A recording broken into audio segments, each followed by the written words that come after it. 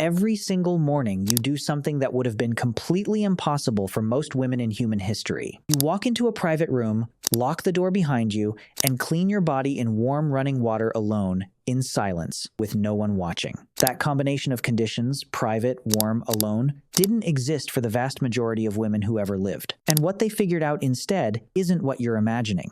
One thing before we get there, by the end of this video, the next time you stand in a shower, you're going to think about it very differently. Because the system ancient women built to stay clean was more sophisticated than most people alive today would manage to design. We'll show you exactly why, right at the end. 4,000 years ago, in a city of 40,000 people on the banks of the Indus River, a woman wakes before the rest of the household stirs. She moves through a narrow street in the early dark, carrying a clay vessel. She knows where she's going. Every woman in this city knows. There's a rhythm to it: who goes when, how long they take, what they bring. Privacy, as she understands it, isn't a room with a door. It's a time of day. Sound like too much effort for something this basic? Consider that she's lived this way her entire life. So did her mother. So did every woman she's ever known.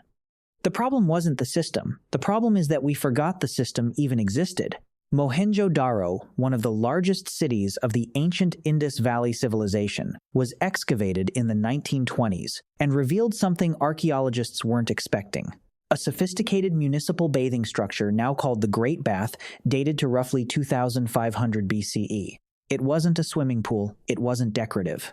Built from tightly fired brick, sealed with natural tar, fed by a dedicated water supply and drained by a covered channel, it was a functional communal bathing facility in a city that had running water before most of Europe had permanent settlements. Women in that city didn't need a private bathroom because the infrastructure existed to make communal bathing functional, dignified, and organized. Bathing was a scheduled, structured activity, not a crisis improvised in private.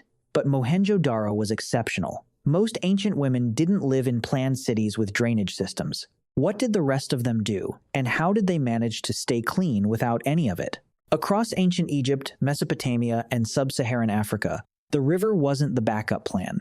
It was the plan, and it was organized around it with far more intention than the word river bathing suggests. Archaeological and textual evidence from ancient Egypt shows women bathing in designated sections of the Nile, at designated times, using natron, a naturally occurring salt compound that functioned simultaneously as a cleanser, a deodorizer, and an antibacterial agent. Natron was the same substance used in mummification for its ability to draw moisture and destroy bacteria. Applied to living skin, it cleaned more effectively than plain water alone. Egyptian women weren't washing in a river and hoping for the best. They were using a chemically active compound, applied with intention, at a regular time, in a socially understood location. The river wasn't chaos. It was infrastructure without walls. And the further you look, the more organized it gets. If you want the real version of how ancient people lived, not the sanitized version, not the Hollywood version, subscribe. This channel finds the details that didn't make it into the textbook. Here's the part that surprises people the most. It wasn't the location that made ancient women's hygiene work. It was what they brought with them.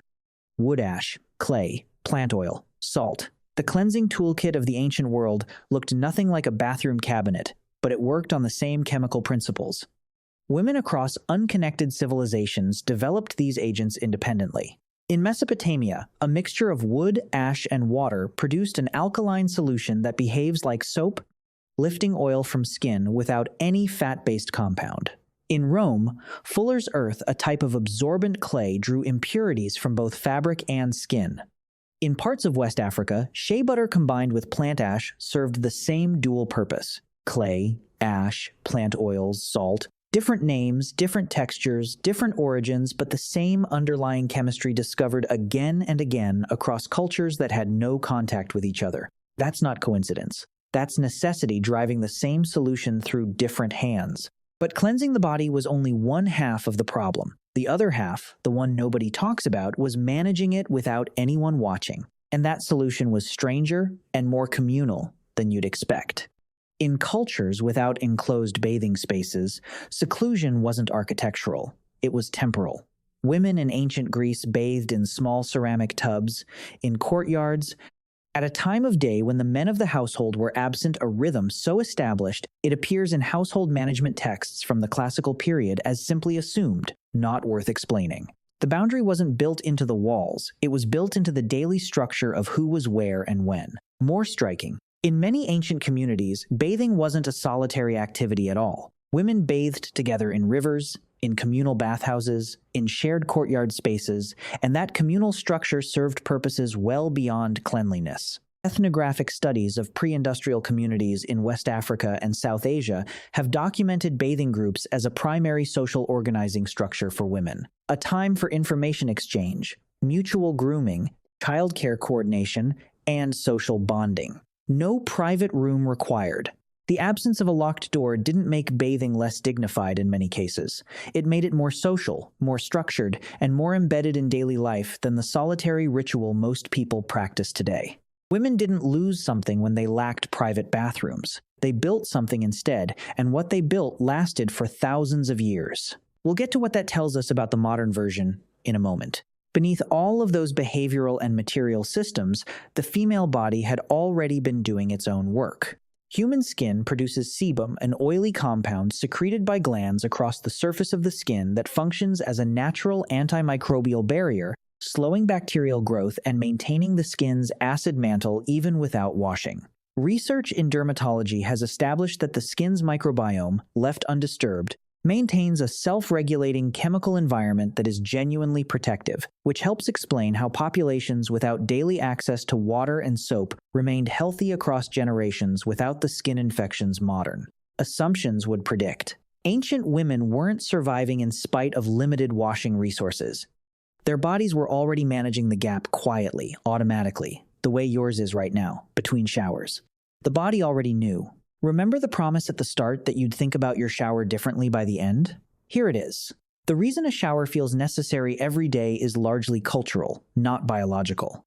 The body you're washing was built to go longer than that. Ancient women knew it, not because anyone told them, but because the alternative taught them. Put it all together, because none of it worked alone. Communal infrastructure where it existed made bathing dignified at scale. River and water source organization turned open landscape into functional hygiene space. Chemically active natural compounds did the cleaning work that plain water couldn't. Temporal privacy structured around the household schedule replaced the locked door. And the skin itself, given enough credit, handled the rest. 5 systems. 5 different cultures. One fundamental need met without a single private bathroom. Tomorrow morning, you'll lock a door, turn a handle, and stand in water that arrives warm and clean at exactly the temperature you set. You'll do it in under 10 minutes, alone, without planning it, without coordinating with anyone, without carrying anything. Building all of that took lifetimes chemistry discovered by necessity, schedules maintained by social agreement, communities relied on not as a substitute for privacy, but as something better than it. Something that kept them connected instead of isolated, and clean instead of just comfortable. You didn't invent cleanliness. You inherited a much older version of it, wrapped in tile and plumbing, and called it modern. Stories like this, the ones that change how you see something you do every single day, are what this channel is here for. Subscribe, there's a lot more history that hits this close.